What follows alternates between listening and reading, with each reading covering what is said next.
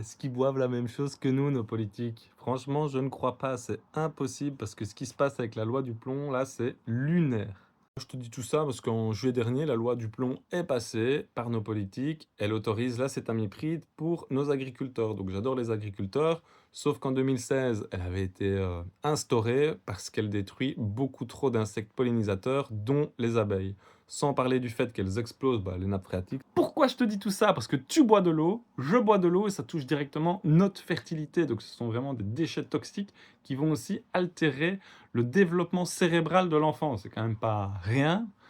Et je pense que le sujet, c'est pas dans 10 ans qu'il faudra le traiter, c'est maintenant qu'il faut faire attention. Il y a plusieurs années, on essayait de faire des lois pour justement supprimer tout ça. Et là, j'ai l'impression qu'on a fait un pas en avant, mais qu'on en refait trop en arrière et on donne, boum, l'acétamipride sous dérogation aux agriculteurs. Donc je vous adore, mais là, au long terme, nos ministres, ils n'ont pas pensé que ça allait faire du tort à la nature. Et je trouve ça honteux. Je trouve que pour moi, c'est un scandale sanitaire.